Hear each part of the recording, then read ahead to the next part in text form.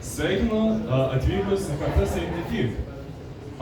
Visų pirma, norėčiau pradėti nuo to, kad tenais yra gana daug žmonių, kurie yra gan toli nuo ekrano. Šičia yra vieta, yra dar daugiau vietų prieiti. Tikrai yra tų vietų, galite susirasti. Tai tiek. O šiandien mes turėsim mūsų gerbiamą, tikrai nusipelniusi chemijos mokslų daktarą, habilituotą Aivarą Kareivą. Jisai pristatinės naujos kartos kaulų implantų, pamatysit ir labai įdomi tema, jeigu kada nors nukrisit nuo dviračio, trūks kaulą, jisai galės pagelbėti. Ir tikiuosi, kad tema bus labai įdomi. Tai duodu sceną. Ačiū labai už tokią įžangą ir labas vakaras visiems susirinkusiems. Labai ačiū organizatoriams, kad pakvietė į tokią neformalią aplinką. Pirmą kartą turbūt esu gal COVID pandemijos metu nuotoliu esu skaitęs kažkokią panašią paskaitą, bet taip pirmą kartą, nors šiandien ir ne visai tokią paskaitą, kitą Molėtų gimnazijoje ryte skaičiau, tai ir šiandien čia vakare, tai apie naujos kartos kaulų implantus ir bandysiu taip šiek tiek suprantamai, nebūtinai daug tos chemijos, kad būtų, bet jeigu susilaužysit kaulus, aš tikrai nieko, aš nepadėsiu ir nepagydysiu, nes aš nesu medikas, aš esu chemikas, aš galiu dar labiau tik sugadinti tą kaulą. Tai dabar pirmas klausimas, kodėl reikalingi sintetiniai fosfatai. Yra tokios medžiagos ir ypatingai kalcio fosfatas yra, ir kodėl mes juos gaminame, sintetiname laboratorijose visame pasaulyje, tos kalcio fosfatus, kam jie reikalingi, tokia įvadinė dalis. Tai va, štai turime situaciją, kad kasdien visame pasaulyje tūkstančiai žmonių kenčia nuo įvairių kaulų defektų. Ir tie kaulų defektai atsiranda dėl įvairiausių priežasčių. Tai būtent, kaip ir sakė organizatorius šio renginio, kad galit paspirtuku važiuoti, nugriūti, atsimušti automobilį ir tas kaulas gali atsirasti kažkokia tai ertmė kaule, išplėšti tą kaulą iš jūsų kažkurios organizmo dalies. Gali tos tokios ertmės atsirasti dėl onkologinių ligų, dėl kitokių priežasčių. Yra labai daug priežasčių, kodėl taip atsiranda. Ir didžiausia problema, kad mūsų suaugusių visų kaulai daugiau nebeauga.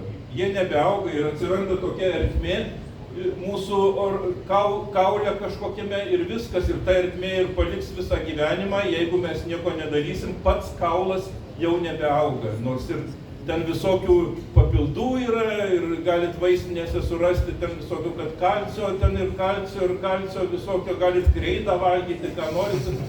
Su to kalciu kaulas daugiau nebeauga, viskas suaugusio žmogaus. Ir norint tą problemą spręsti, reikia to sintetinio kaulo, kažką susintetinti ir daryti, kad būtų, bet štai jeigu turime kaulą ir dėl kažkokių priežasčių to kaulo dalį mes nupjovėme, jis niekada neužaugs tas kaulas daugiau, viskas.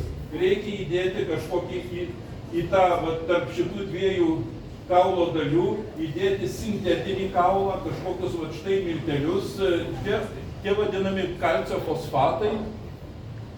Įdedame čia, įdedame taip pat kažkokį tai, dalį medžiagos, kuri būtų biosuderinama su mūsų organizmu, tai dažniausiai arba kokio jaučio kraujo plazma, arba to paties žmogaus kraujo plazma sumaišoma su tuo sintetiniu kaulu, kad būtų biologinė terpė. Ir po kažkiek laiko, štai šitoj vietoj pradeda augti tas naujas kaulas iš sintetinės medžiagos. Ir jeigu jeigu pasiseka viskas gerai, tai tas sintetinis kaulas tampa toks pats kaulas, kaip ir mūsų natūralus kaulas. Tai yra, jeigu pradeda cirkuliuoti kraujas, fiziologiniai skysčiai, jeigu organizmas priima tą visą ir tas kaulas pavirsta, sintetinis kaulas, natūralių kaulų. Tačiau ne visada tai įvyksta dėja. Tai yra faktorių, dėl ko tas kaulas gali būti organizmų atmestas. Ir viena iš priežasčių dėl to, kad pas mūsų organizme tų kaulų yra daug įvairių, ten kiek sako 238 ar kiek įvairūs kaulai yra ir kiekvieno kaulo tokia mikrostruktūra yra savita, skirtinga. Ir žandikaulio kaulas vėl turi savitą struktūrą. Ir dažnai mes jau vyresni žmonės netenkame dantų, einame pas odontologą, kad mums įdėtų implantą, padaro rentgeno nuotrauką, aš sako, brangusis, pas tave nėra kaulo, visas kaulas yra ištirpęs, nėra kur implanto įdėti. Ir va štai tada problema atsiranda, kad reikia atauginti tą žandikaulį, atauginti kaulą ir vėl ta pati procedūra. Tik dabar, gal iš karto deda ir kaulą atauginimą, ir iš karto implantą įdeda ir palieka pusmečiui pažiūrėti, kas ten viskas dedasi, ar tas implantas ir kaulas ataugo, implantas ar prigijo, ar jisai tvirtai ten stovi, po to galvutės užsuka ir taip toliau. Taigi, bet didžiausia problema, kad tas kaulas mūsų organizme, skirtingi kaulai yra skirtingi ir skirtingos mikrostruktūros. Va štai elektroninės mikroskopijos nuotraukos, skenuojančios elektroninės mikroskopijos nuotraukos, toks metodas yra tirti paviršių medžiagų. Matome, iš skirtingų vietų paimti kaulo pavyzdžiai, kokia skirtinga jų mikrostruktūra gali būti štai tokia, arba kažkokia mažiau tanki, kažkokie kanalai atsiranda, dar kažkas. Yra labai skirtinga struktūra ir jeigu mes tą sintetinį kaulą susintetinam, kurios struktūra yra visai kitokia negu, tarkim, šito ir įdedam, bandom įdėti į tą vietą, atmeta, nepriima, nes struktūra yra, labai svarbu, kad atitiktų tą struktūrą. Vat štai čia nupjauta iš viršaus vaizdas, tarkim, nupjauto kaulo nuotrauka ir čia kaip atrodo nedidelė dalis kaulo mikrostruktūra ir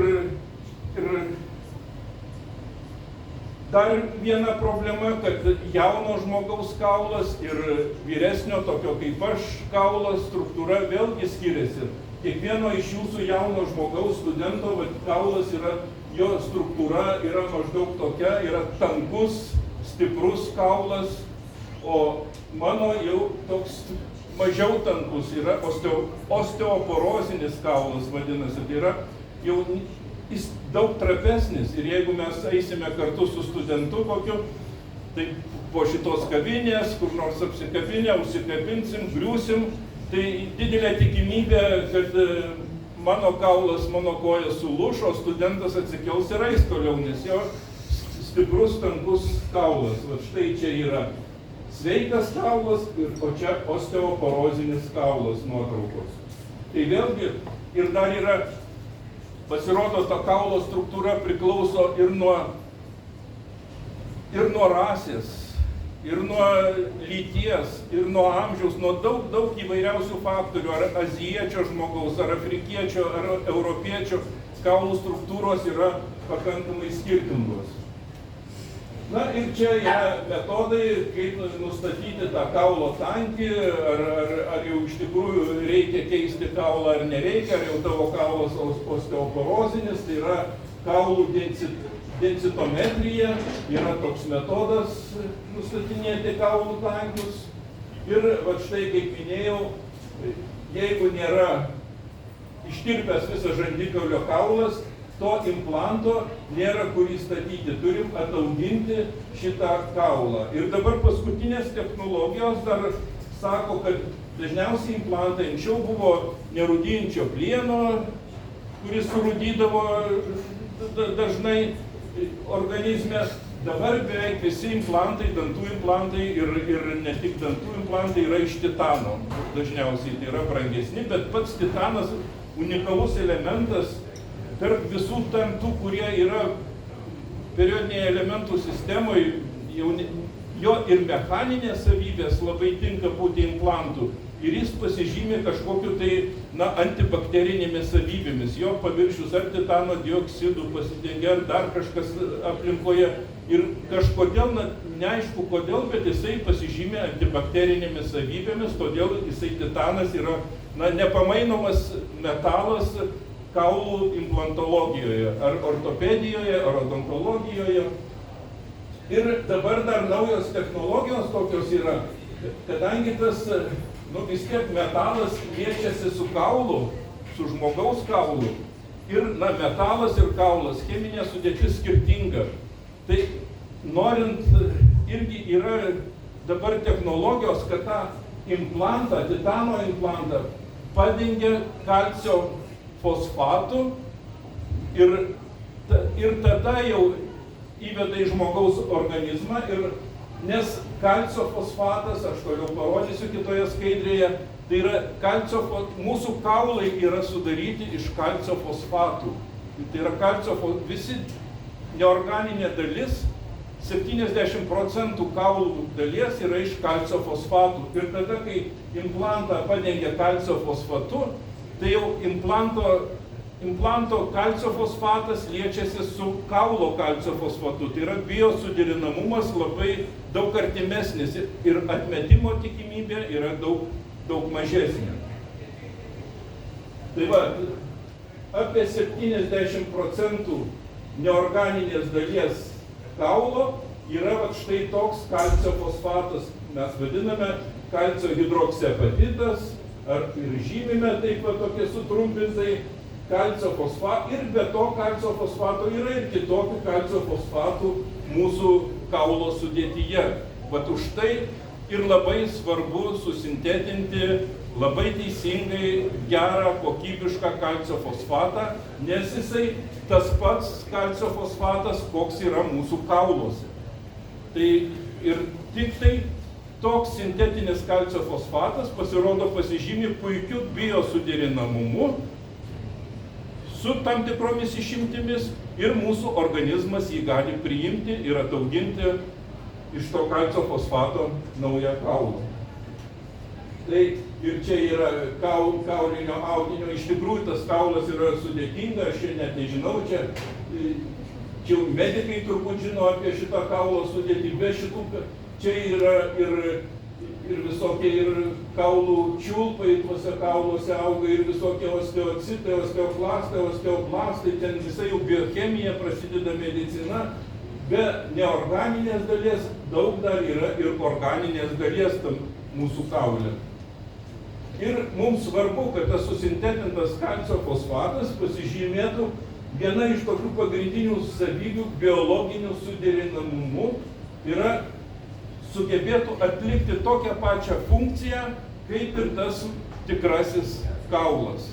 Sintetinis kaulas būtų toks pats, kaip ir tikrasis kaulas ir sugebėtų dalyvauti tose biologinėse reakcijose, kad jis būtų pakankamai porėtas tas kaulas, kad per jį galėtų kraujas tekėti, visokie fiziologiniai skysčiai, kad ten ir pradėtų tas sintetinis kaulas suaugti su mūsų tikruoju kaulu. Tai va štai tos savybės yra labai svarbios. Ir neseniai nustatyta, kad didelė dalis kaulų, mūsų kauluose esančių to kalcio fosfato, to natūralaus kalcio fosfato, su kuriuo mes gimstame, jo dalelės to kalcio fosfato yra labai mažos, apie 60–70% yra maždaug 10⁻⁹ metro dydžio, tai yra nano dalelės.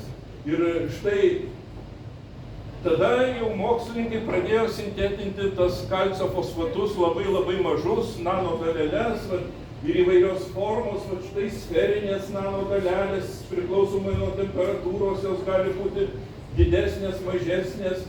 Čia tiesiog parodyta, kiek tas 1 metras yra 10⁹ nanometrų ir kokio dydžio ta nanometrų skalė.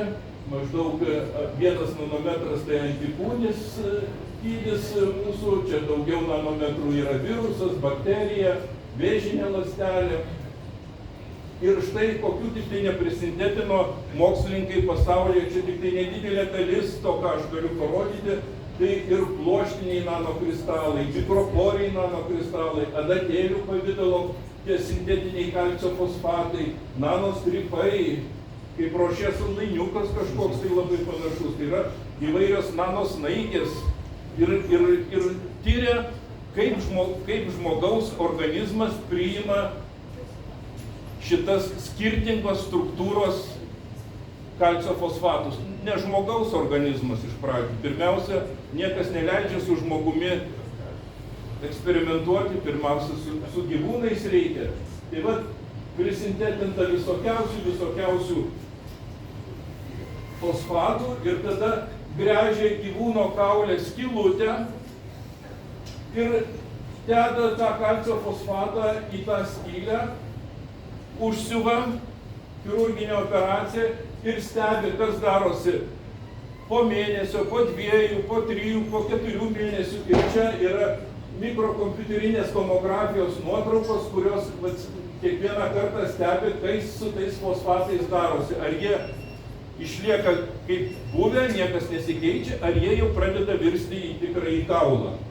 Ir tas eksperimentai su gyvūnais dažniausiai pelytės, žiurkytės, triušiai ir šunys labai dažnai dėja iki šiol naudojami ir ypatingai tokioje net išsivysčiusioje valstybėje kaip Japonijoje su šunimis labai dažnai atlieka tos eksperimentinius tyrimus ir aš nežinau kodėl, bet vien tik su bigliais. Vienos rūšies šuniukai, bigliai yra kankinami arba, taip, iš tikrųjų kankinami ir klausimas toks yra, bioetikos klausimas. Bioetikos klausimas, ar tai etiška su gyvūnais atlikti tuos eksperimentus. Kiekvienas iš mūsų atsakysime, kad ne. Negerai, negalima gyvūnų kankinti.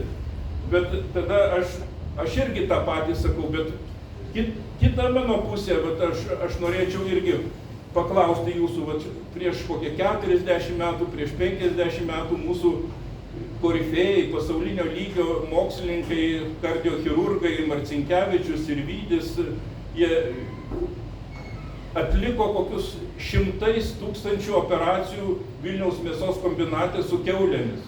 Tai yra iš kiaulių imdavo širdis, persodindavo kitai kiauliai, dar ir ten kasdien vykdavo tos gyvūnų kankinimo operacijos. Ir tik po šitiek daug bandymų dabar atliekamos širdies implantacijos, širdies keitimo operacijos su žmonėmis ir jos gana sėkmingos. Ir mūsų kolega vienas fakultete yra jaunas, chemijos fakultete jaunas dėstytojas, docentas, kuriam 36-7 metai, jisai su donoro širdimi gyvena jau 10 metų, sukūrė šeimą, turi 2 vaikus mažučius ir džiaugiasi gyvenimu. Ir taip pat buvęs generalinis komisaras Vytautas Grigoravičius, taip pat su donoro širdimi ir daug žmonių, buvęs akademikas Piskarskas, fizikų korifėjus, irgi buvo su donoro širdimi gyveno. Tai yra, ar etiška atlikti bandymus su gyvūnais, kai po to ta visa informacija tiesiog pasinaudojama išgelbėti žmonių gyvybę. Tai tas klausimas turbūt atviras ir kiekvienas turbūt turim savo atsakymą į tą klausimą turėti.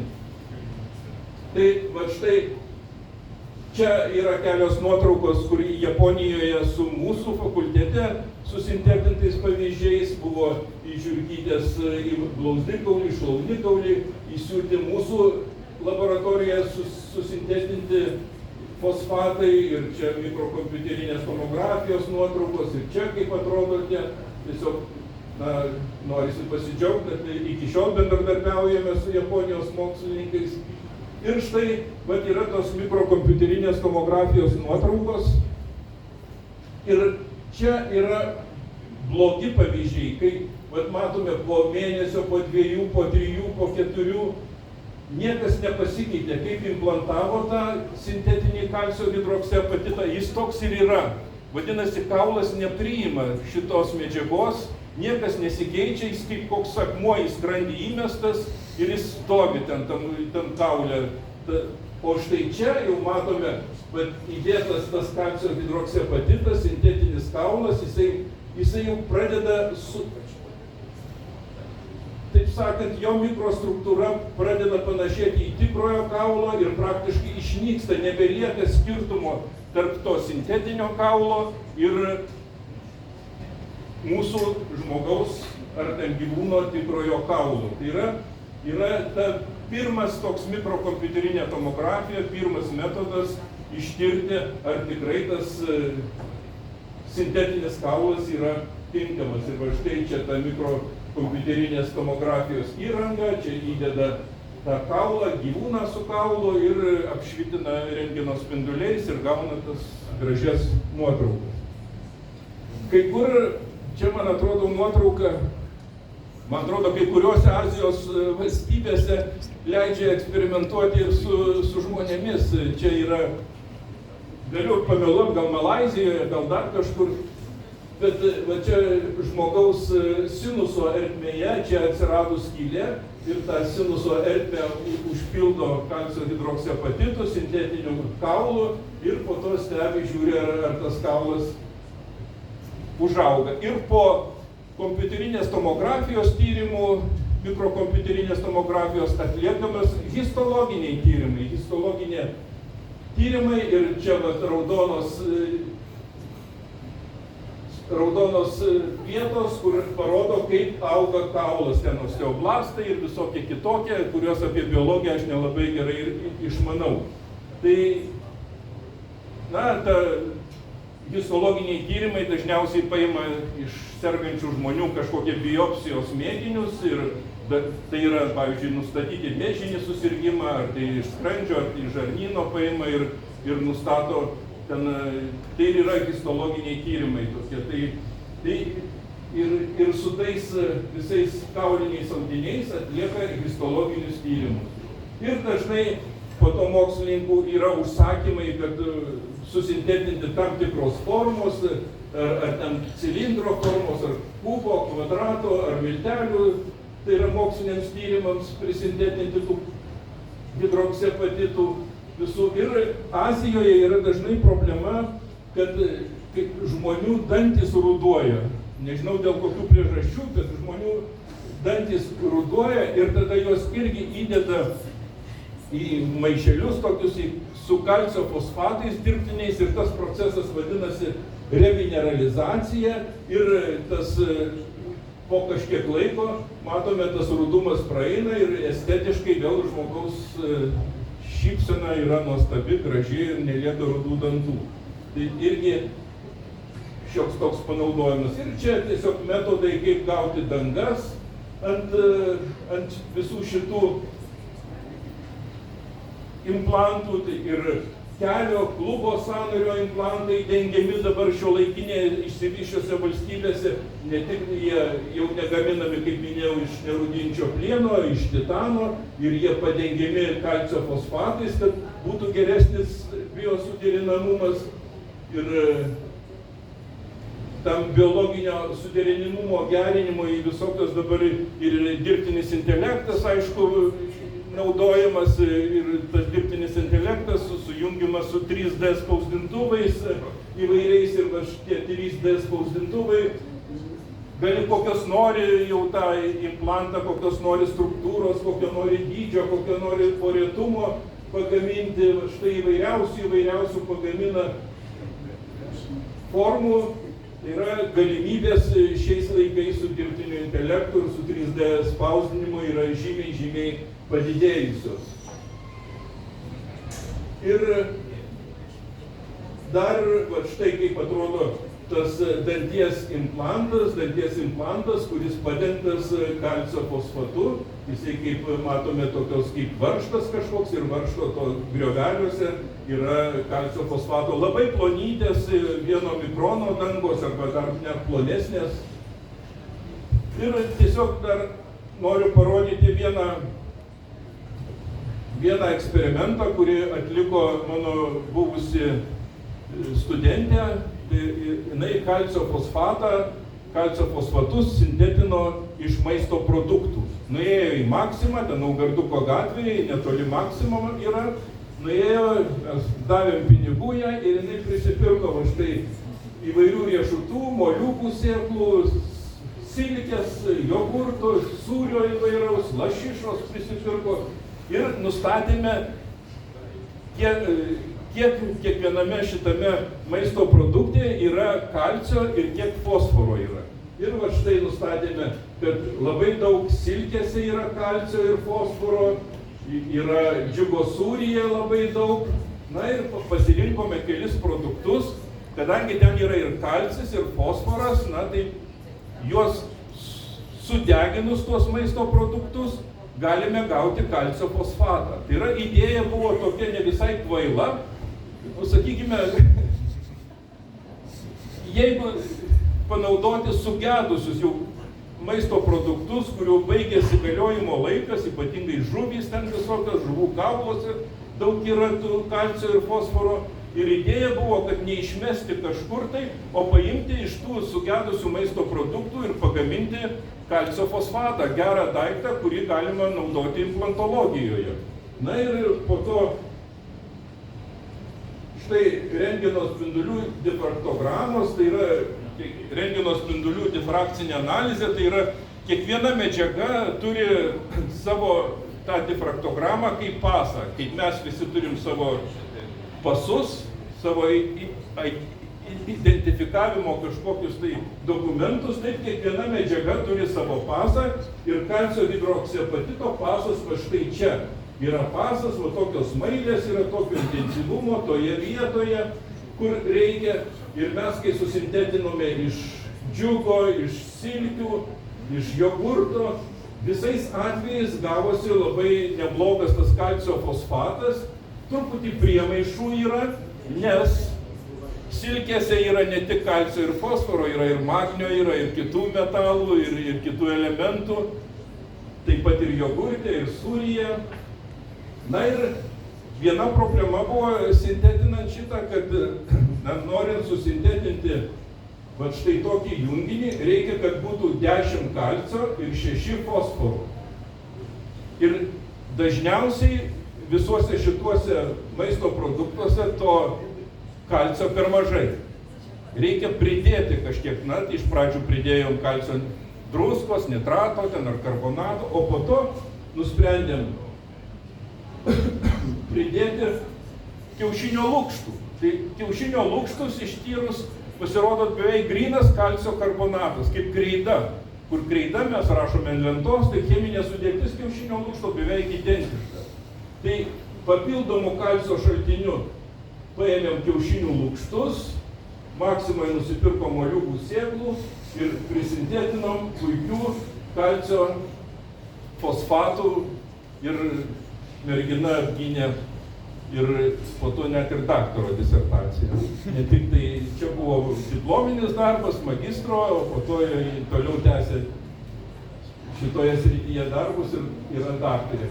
Ir vienas iš tokių naujausių galbūt pasiekimų šiandien moksle, sintetinant kalcio fosfatus, yra Japonijoje gauti kalcio fosfatai tokio korio tipo struktūros. Tai yra ilgas vamzdelis, tarkim, panašaus skersmens kaip šito mikrofono kotas ir tokie ilgi vamzdeliai ir jie visi yra korėti, va taip kaip avilyje korio struktūros, tokios kaip bičių. Ir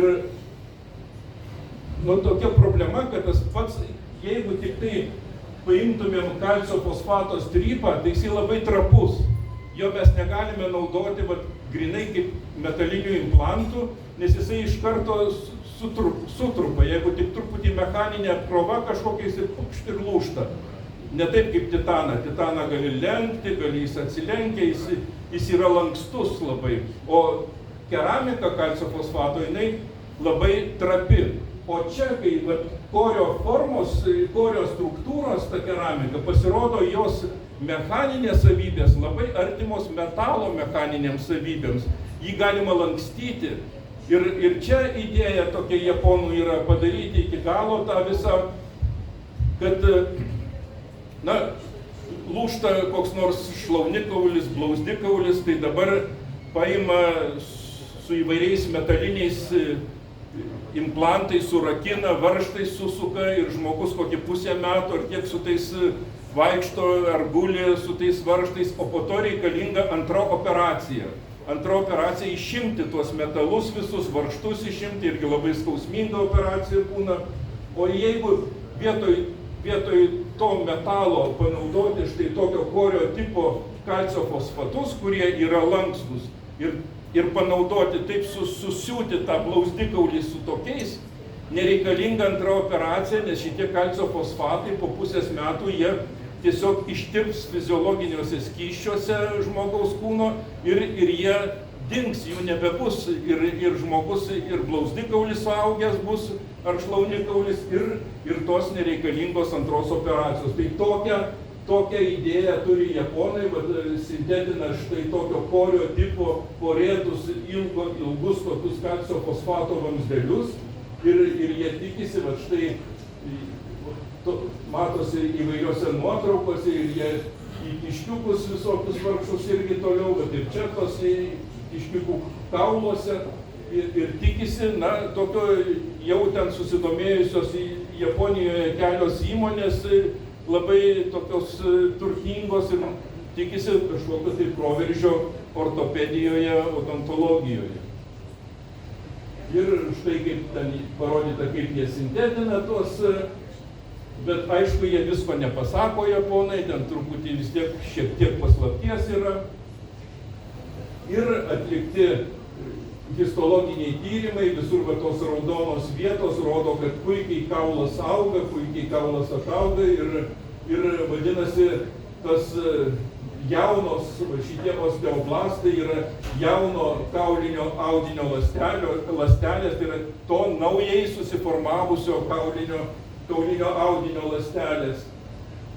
Ir štai šitas profesorius Kunijo Išikava, jis Fukuokos mieste, Kyushu universitete, jisai būtent vadovauja tai moksliniai grupiai, kurie kūrė šios naujos kartos implantus.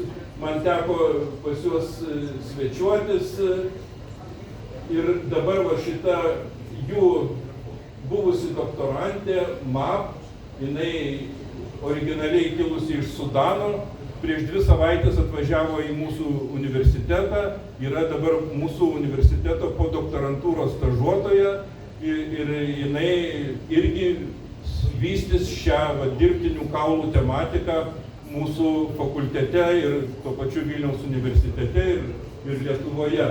Ir labai šaunuolė tokia, jinai iškart per 2 savaitės taip pritapo prie viso kolektyvo, taip gražiai bendrauja su visais ir komunikabili labai ir tiesiog gražu žiūrėti, kaip jinai per 2 savaitės moteris, kuri musulmonė, kuri yra truputį iš kitur, bet matyt Japonijoje praleisti 5 metai, kažkokia ta jinai, bet labai šauni ir tikimės, kad ir rezultatai bus geri.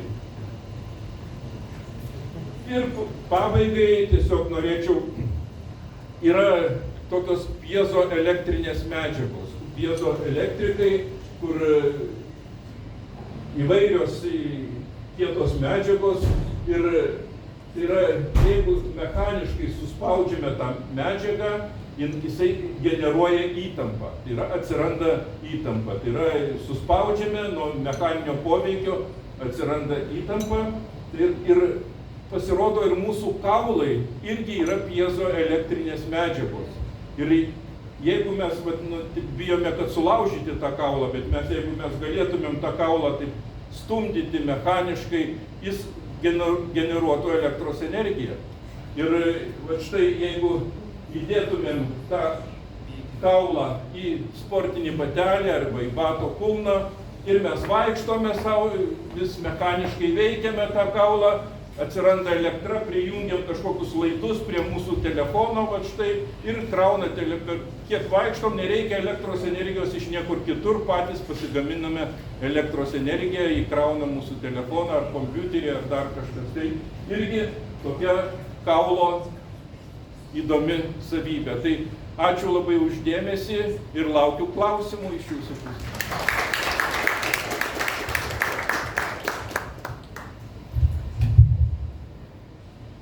Galėjot ir paskaitos metu klausti. Sakėt, ką galit parodyti, kristalų formos, lazdelės, snaigės, adatėlės, o yra, ko jūs negalit parodyti? Taip, tai ne, parodyti viską galiu, bet pagaminti ne visada galiu. Nes parodyti tai aš galiu ir tik tai čia galiu šimtus nuotraukų, kitų mokslininkų tų nuotraukų parodyti, bet pagaminti mes, ne visada. Pats toks chemiko labai svarbus dalykas, kad atsikartojamumas rezultato. Atrodo, darai tomis pačiomis sąlygomis, sintetinė, viskas. Vieną kartą gauni tetrapodus, kitą kartą kubus, kitą kartą velniai žino, ką gauni. Ir tas atsikartojamumas, pasirodo, priklauso, ar tu sintezę atlieki žiemą ar vasarą, nuo temperatūros laboratorijoje, nuo slėgio, nuo drėgmės, nuo visko, viską. Jeigu jau darytum visiškai kažkokiuose inertinėje atmosferoje, inertiniuose kažkokiuose boksuose, tai gal viskas ir atsikartotų, bet ten tada ekonomiška tai sintezė visiškai neapsimokėtų taip sintetinti.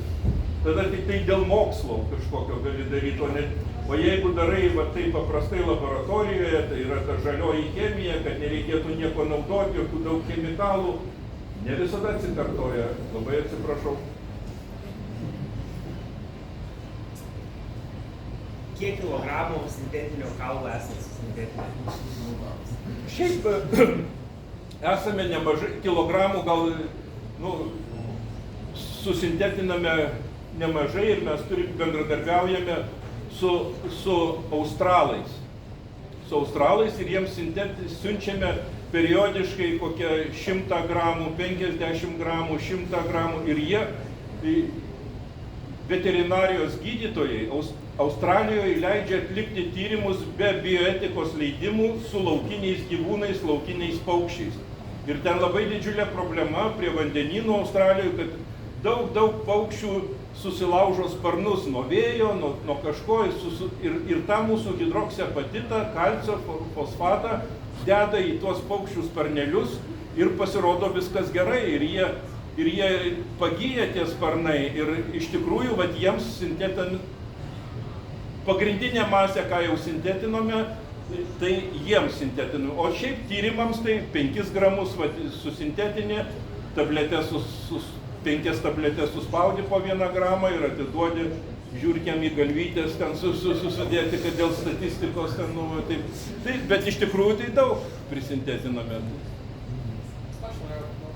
O pagal ką nustatot, kokia mikrostruktūra reikalinga liukui tam tikrą vietą dėti? Tai yra labiau eksperimentai. Tai reikia pirmiausia, kai pas jūs atsiras skylė kokia, reikia jūsų kaulo gabaliuką ir nustatyti, kokia mikrostruktūra jūsų kaulo toje vietoje. Ir tada, jeigu mes turime visą banką prisintetintų kalcio fosfatų su skirtingom struktūrom, paimti, kuri labiausiai atitinka jūsų tam kaului ir taip ir vyksta tie, iš tikrųjų tokie chirurgai taip turėtų dirbti. Aš nežinau, ar tas vyksta, pas mus chirurgai gal tik nupjauna tą kaulą ir išmeta dalį kojos ar ten rankos, bet tikrai pasaulyje taip yra. Jie turi bankus, įvairiausius bankus, krūvą šimtus mėginių su įvairiausiom struktūrom ir pacientui labai operatyviai greitai atlieka kompiuterinės tomografijos tyrimą, pažiūri, kokia maždaug kaulo struktūra ir tada naudoja tą sintetinį kaulą, kurio struktūra artimiausia. O didelė tikimybė, kad paskui ištyrus, kad prigyja būtent tas gabaliukas. Ar tai labiau kaip loterija vis tiek? Ne, tai vis tiek, tai ne vien tik ta struktūra nulėmė tą prigijimą, turbūt kiekvieno mūsų imuninė sistema ir tai irgi kiekvienas žmogus individualus yra. Ir ta kiekvienas, kiek tu esi tuo metu stiprus, ir atsparus infekcijomis, tuo metu tavo organizmas yra tvirtas, neišsekęs, irgi tas labai lemia. Jeigu tu esi išsekęs, tai net ta pati struktūra nepadės, tada greitai užpuola žmogų infekcija, bet kokia intervencija, bet koks nors svetimkūnis ir tave greitai ištinsta, viską išmeta atgal ir iš žandikaulio ar iš kojos. Tai yra, man atrodo, kad pagal statistiką labai daug žmonių miršta, kuriems sulūžta šlaunikauliai, blauzdikauliai, yra ypatingai vyresnio amžiaus, tai mirtis ten, aš žinau, virš 50% nepagyja žmonių. Tai labai rimti susirgimai. Mačiau pilnas. Girdisi. Aš gal struktūrų dar klausimą, ar yra kažkokiais sintezės etapais skirtingi, kad tos struktūros pačios kristalų skiriasi, ar tai nežinau, gaunama tiesiog? Ne, tai yra, net naudojam skirtingus sintezės metodus. Yra nuo temperatūros labai priklauso ir metodas yra, aš nežinau, ar ką nors sakys, ten kietafazinių reakcijų, hidroterminė sintezė, nusodinimo sintezė, zolių gėlių sintezė.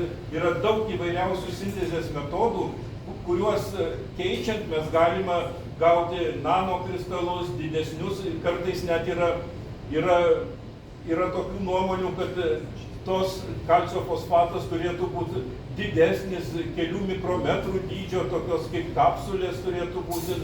Tai sintetinam, keisdami daug įvairiausių metodų ir mūsų laboratorijoje yra vienas specialistas vieno sintezės metodo, kitas kitos sintezės. Tai yra jaunų žmonių ir Živilė, ir Inga, ir Aleksėjus, ir visi sintetinam skirtingais metodais ir kažkaip bandome gauti skirčiai.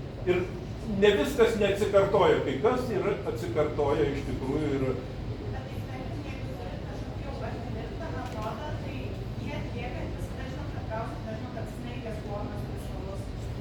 taip, ir galbūt ne tik su kalcio fosfatais dirbame, bet irgi gaminame itrio aliuminio granatus, kurie šviestukams naudojami, baltos spalvos šviestukams, legiruojame su ceriu, praleidžiam pro mėlyną fosforą ir gauname baltos spalvos šviestukus. Tai tuos granatus mes jau tiek atmušę ranką, kad galim, yra Skirmantė, kuri daktaro disertaciją apsigynus iš to, galim naktį kurį nors pažadinsi ir visada gausim tą patį ir tą patį ir tą patį. Tai visada labai puikiai ta sintezė su fosfatais, kartais truputį daugiau, nes matome, kiek ten tų daug fosfatų yra visokiausių ir kartais išlenda kitas fosfatas, trečias, ketvirtas ir tada keičiasi ta struktūra.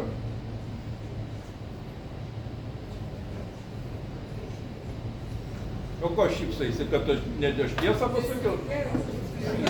Tiesą pasakiau. Tai viskas lyg taip. Ar turi daugiau klausimų? Yra klausimas.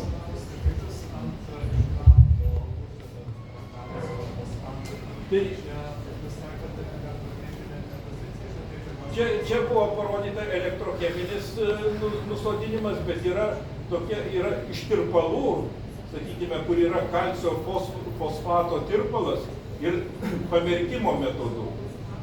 Labai lėtai pamerkėme, labai lėtai ištraukėme ir lieka plonas sluoksnis kalcio fosfato ant implanto. Ir pakaitiname, išdžioviname ir kartojame kokią 20 kartų. Ir gauname kokių 20-100 nanometrų storio plonus sluoksnius. Arba išsukimo metodu, toks išcentrinis įsukimas ant implanto, lašiname kalcio fosfato tirpalą ir taip ant to formuojasi ploni sluoksniai.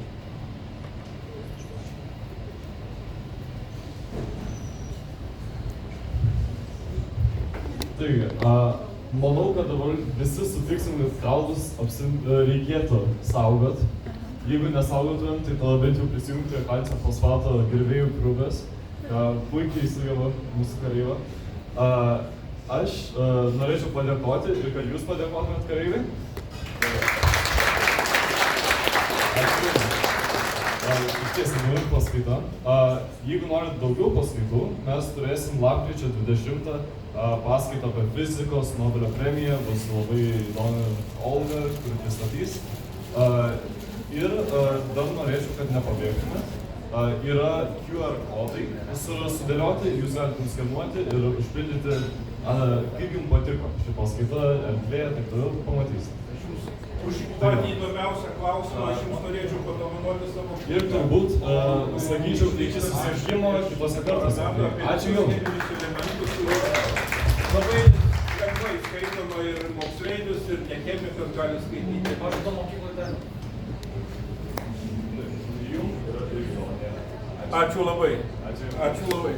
Ačiū visiems susirinkusiems.